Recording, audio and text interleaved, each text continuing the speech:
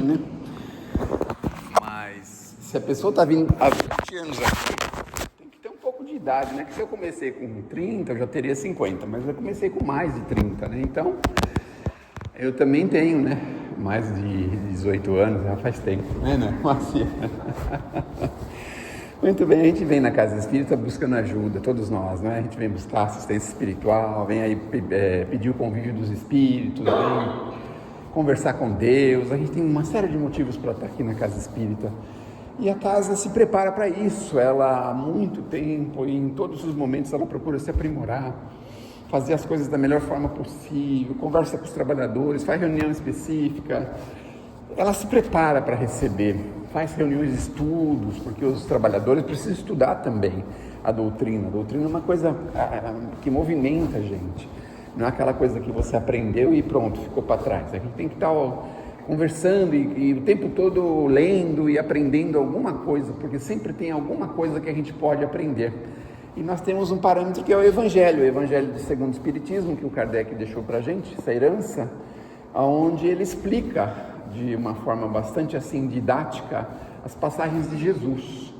E no Evangelho segundo o Espiritismo, a gente vê lá que o Kardec se preocupou com a parte moral do Cristo. Então, nós vamos ver lá a parte moral do Cristo, porque tem a outra parte, né? A parte da vida de Jesus, das coisas que aconteceram com ele, mas isso não é o foco, porque o foco, na verdade, é a parte moral. É isso que nós precisamos absorver para a gente aprender a como lidar com o nosso dia a dia.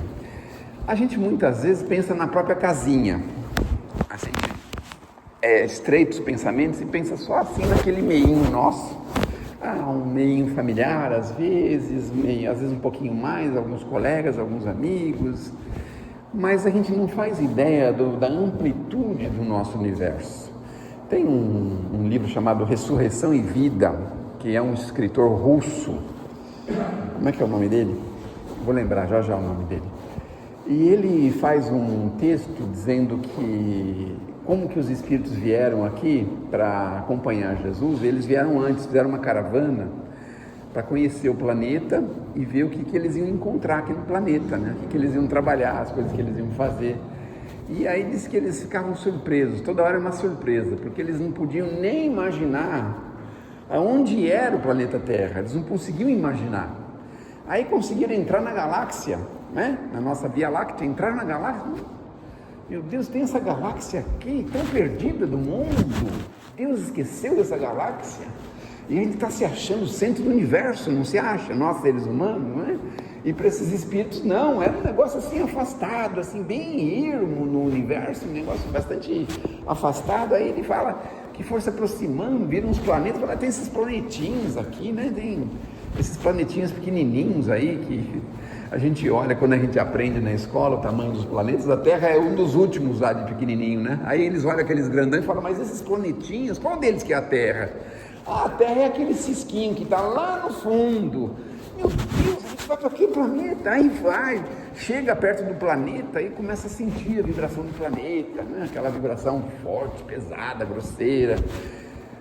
Fazem um esforço tremendo para poder adentrar no planeta para ver, conhecer um pouquinho da gente, o que a gente faz aqui, as coisas que nós estamos fazendo, a nossa forma física. Olha que interessante, eles vêm conhecer a forma física que eles iam encarar, né? Iam conhecer uma série de detalhes da gente aqui no planeta. E aí eles então preparam mais ou menos o caminho para Jesus, e alguns deles são esses que vieram acompanhar Jesus, estiveram com ele aí durante algum período da vida de Jesus, não é? Mas era uma surpresa. Então a gente às vezes imagina que a gente na casa espírita, na casa religiosa, a gente aprende que tem que conversar com Deus, não é? Só que a gente pensa que Deus está pertinho, assim, sabe? Ao conversar com Deus, ver se ele me escuta aqui, né? A gente faz um pensamento, então dá a impressão que ele está pertinho aqui do planeta, né? Dá essa sensação, assim, que ele está bem pertinho do planeta. Mas se a gente soubesse o tamanho do universo, se a gente conhecesse o tamanho do universo, aí nós vamos saber que tudo que a gente se refere a Deus passa, assim, por setores, né? Tem uma certa hierarquia. E aí chega numa hierarquia maior e na maioria das vezes eles resolvem por eles mesmos, não vão incomodar Deus com isso, que está lá preocupado com uma arquitetura diferente, uns projetos diferentes, né? Está lá preocupado na criação de mundos, está preocupado em outras coisas, né? Aí ele vai falar, bom, eu estou aqui tão preocupado, estou tão atarefado, o que está acontecendo lá? Aí a gente, qualquer coisinha, a gente se refere, pede a Deus, ai Deus, me ajude aqui, vou conversar com o meu patrão, pedir um aumento, ai Deus, me ajude, né?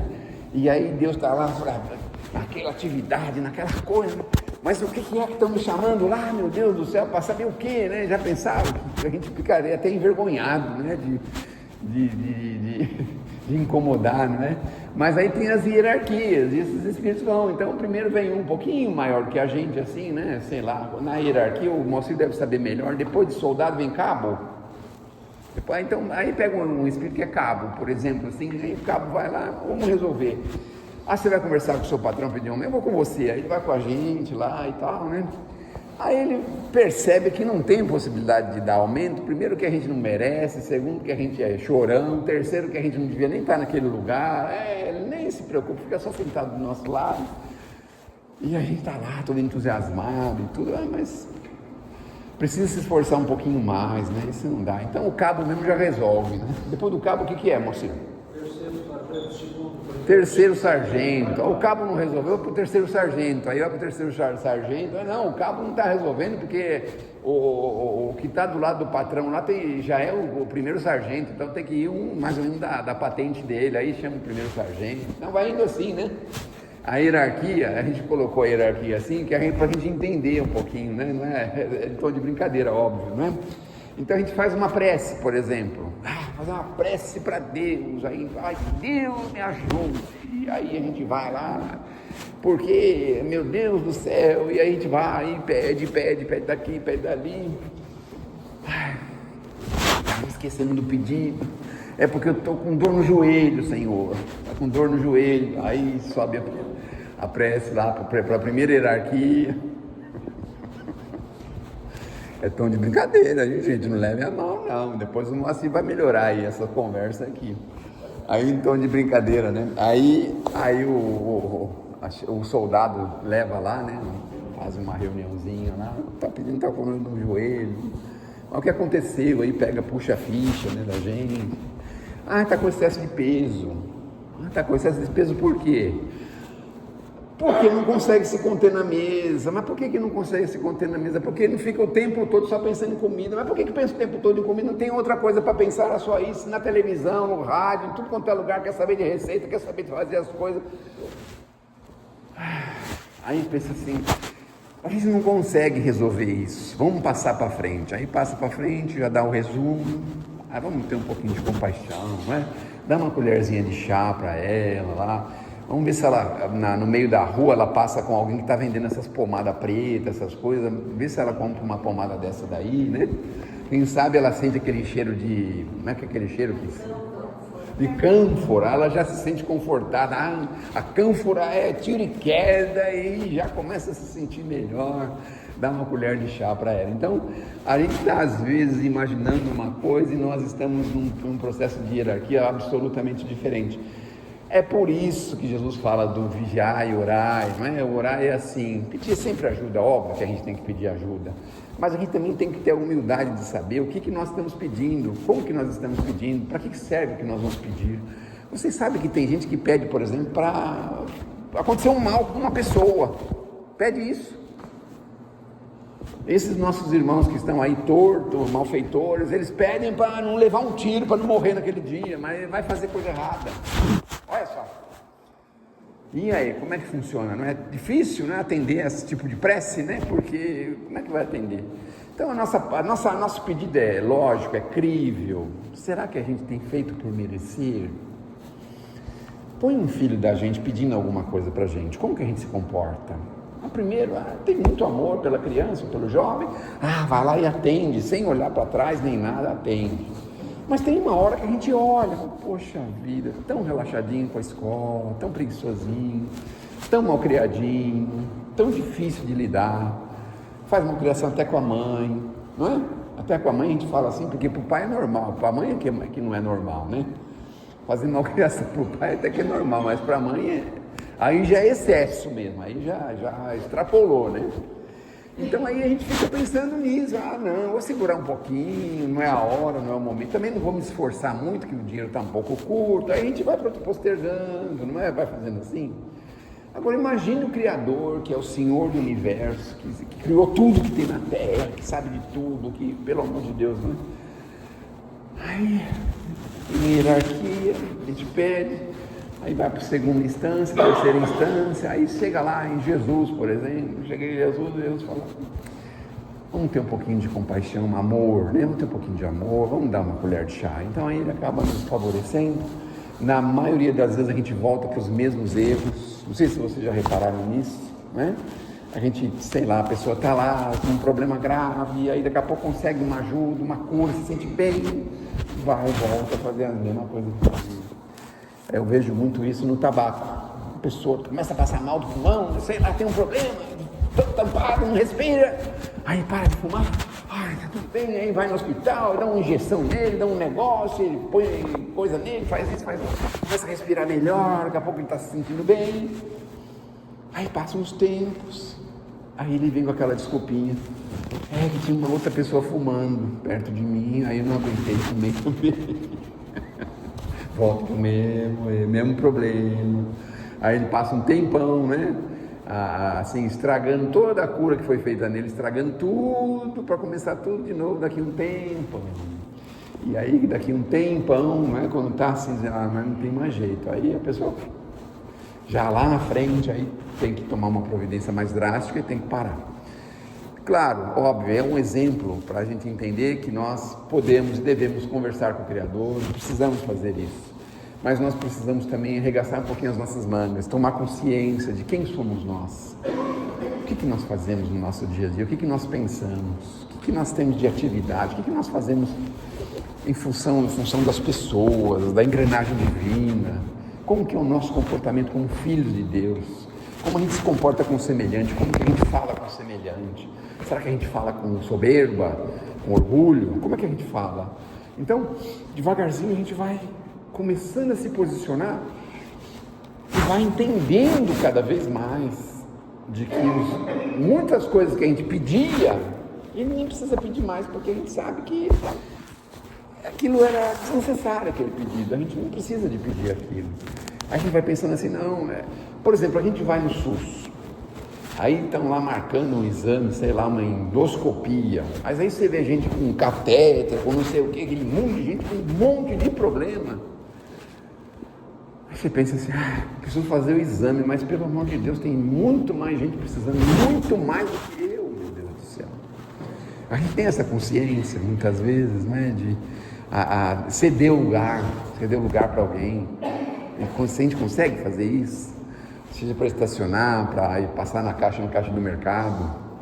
A gente tem esse minuto de tolerância, a gente consegue fazer isso.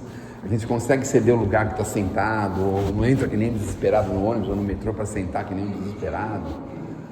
Então, a gente precisa saber como que nós estamos nos posicionando perante essa engrenagem. Porque se a gente efetivamente precisar de alguma coisa que seja realmente muito grave, muito importante, claro, meu Deus do céu, o nosso Pai é amor puro, que a gente não consegue nem imaginar a quantidade de amor que o Pai tem por nós, claro. Mas se a gente vai com algumas coisas assim de menos importância, aí a gente precisa dizer assim, bom, precisamos cair em si, né? Precisamos cair em si. Porque às vezes aquilo depende muito mais da gente do que daquilo que nós estamos pedindo. Então a ideia é essa. Muitos pedidos, a maioria dos nossos pedidos, quase todos os nossos pedidos são atendidos, mas não do jeito que a gente quer. Então às vezes a gente faz um pedido e acontece o contrário. Vocês já viram umas historinhas na internet que falam assim, não vou pedir mais paciência para Deus, não. Porque em vez de ele dar paciência, ele dá um motivo para a gente mostrar se tem, não é isso? Não vou pedir mais isso não, porque senão o negócio fica feio pro meu lado. Então a gente já começa a entender que é assim, né? A educação divina funciona diferente. Então, às vezes a gente está lá numa situação embaraçosa, a gente pensa que ele vai vir com uma varinha mágica, assim, pim, pim, vai resolvendo as coisas pra gente, assim. Que merecimento a gente teria? Já pensaram a esse respeito? Por que a gente tem tanto problema no mundo? O André Luiz tem uma frase interessante, sabe o que ele fala? Ele fala assim: depois de um problema, alguém consegue completar? Depois de um problema, ele fala assim: depois de um problema, aguardar outros. Olha só. Por isso não precisa ter muita pressa para resolver, porque depois que resolver aquele, vai vir outro. E às vezes em um mais grave ainda, porque se a gente resolveu aquele com muita facilidade, né? Assim, por exemplo, você resolveu um assim, sei lá, você perdoou, tudo bem, deixa pra lá. Aí vem um maior. Então, devagarzinho a gente vai entendendo que os problemas existem para a gente crescer, para a gente se desenvolver. Por que as crianças têm as provas, as tais provas na escola, os probleminhas que eles dão lá de matemática, aquelas questões que eles dão para as crianças pensarem, raciocinarem? É justamente para, primeiro, mostrar que aprendeu, mas também a se desenvolver.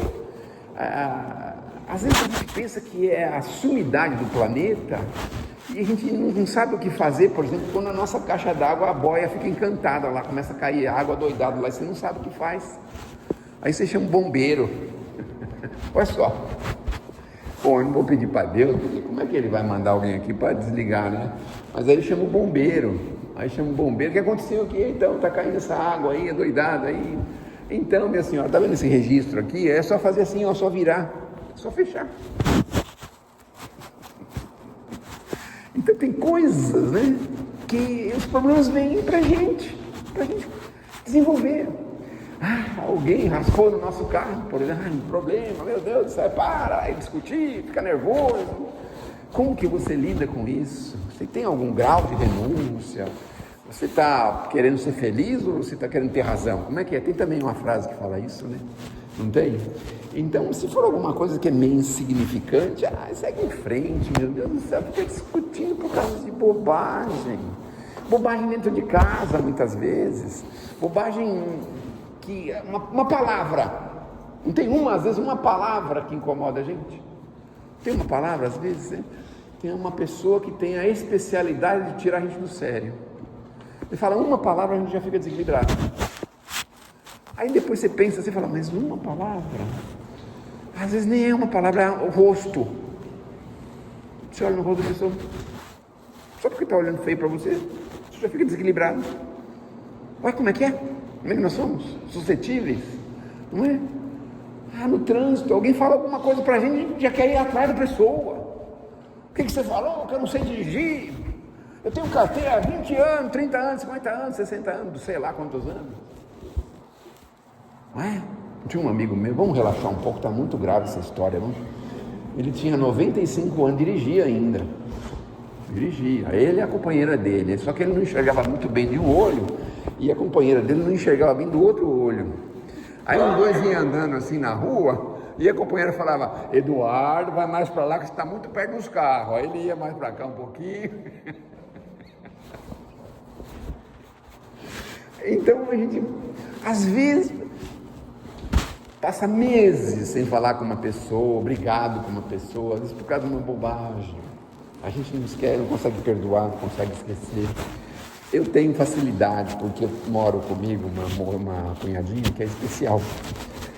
Então, quando tem algum familiar meu, quando tem algum filho, alguma coisa, eu falo assim: eu vou pensar o seguinte, eu vou imaginar que essa pessoa é igual a minha cunhada, que ela não consegue falar nada, não consegue responder nada, não consegue dar nenhum... Eu vou aceitar a pessoa do mesmo jeito, porque assim não preciso esperar nada de troca, sabe assim que você não espera nada? Aí faz essa comparação, para mim dá um alívio, porque aí você fala: bom, vou fazer as coisas para a pessoa, não precisa agradecer, não precisa fazer nada, não precisa pedir, não precisa falar, não precisa fazer nada, tá tudo bem, é que nem a minha cunhada, se eu dar comida para ela, às vezes tá comendo filé mignon, e tá gostoso. Olha, qual uma carne boa que eu podia dar para ela? Fala aí, alguém sabe, porque aí já fico sabendo e eu compro da outra vez. Qual uma carne boa mesmo para ela afiar bem os dentes? Qual que é? Alguém me dá uma dica aí de uma carne? Não, uma carne dura mesmo, aquela dura que você... Qual é? Colchão duro, essa é boa, né? Então para ela tanto faz estar comendo colchão duro, filé mignon, sabe? Tanto faz, sabe assim? A gente não dá um presente, às vezes, para um sobrinho, para um filho. Ai, nossa, se sacrificou, foi buscar na loja, não tinha. Aí mandaram você ir na outra loja, você foi. Não dava nem para pegar o ônibus, você tinha que ir a pé, andou uns 4, 5, 6 quarteirão para chegar na outra loja. Aí chegou lá aquele monte de gente, aquela fila para pagar. Aí você traz o presente assim, tudo feliz, tudo contente. Aí você entrega. E aí o que ele fala? Não, às vezes não, né? Fala. E aí, você gostou? Tanto faz, né? Sabe, é a mesma coisa do tanto faz, não é? Não, tanto faz, não é? Aí você leva, não vou falar das mulheres, vou falar dos homens. Aí você leva o seu companheiro num restaurante bonito e tal, comidinha bem gostosa, tudo. E aí, você gostou da comidinha? O arroz com ovo da minha mãe é bom também. Meu Deus do céu! Então, aí a gente aprende devagarzinho a esperar, sabe? Esperar. Pessoas não fazem um comentário, faz uma festa para os convidados. Aí você compra, por exemplo, as melhores bebidas, faz coisinha bonitinha, gourmet, faz brigadeiro gourmet daquela mulher que vende no metrô lá, você manda ela fazer 100 brigadeiro daquele, leva o brigadeiro, o bolo bem refinado, faz tudo muito assim, né? Bem. Aí o pessoal vai na festa, depois vai embora. Ninguém faz nenhum comentário. Os detalhes, né? Não presta atenção em nenhum detalhe. Nada. O brigadeiro estava macio, não estava enjoativo, não estava muito doce. Nossa, estava uma delícia, mas... Meu Deus do céu, só tem bebida boa, né? Só tem esse tipo de bebida boa, de marca, sei lá e o quê. E aí a gente fica pensando, meu Deus do céu, que por isso. Façamos prece, conheçamos a nós mesmos, porque nós precisamos dessa ajuda, mas não nos esqueçamos, viu? Diz que o peso das formigas é maior do que todos os animais da terra, só o peso das formigas. Então a gente pesa menos que as formigas, então a gente é menos do que as formigas em massa, né? Em matéria de massa a gente é menos que as formigas. Agora, no planetinha que o Emmanuel, que é o amigo espiritual do Chico, falou, que é assim, como é que ele usa assim? O quartinho do fundo da galáxia, sabe assim, quartinho do fundo da galáxia. Mal criado ele, não? Meu Deus do céu. Vamos terminar com uma prece, porque aí pelo menos a gente aproveita alguma coisa, né?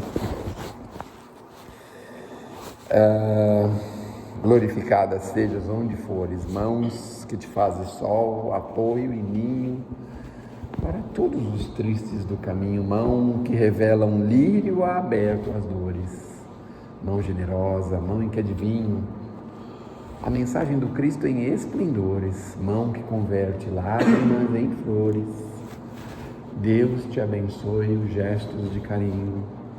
Nunca enxerguei a forma do teu culto, fito-te a luz que passa enquanto exulto, vejo que o mundo se aprimora ao vê-la. Caridade, és o dom que nos irmana, é o amor de Deus na inteligência humana, uma estrela engastada noutra estrela.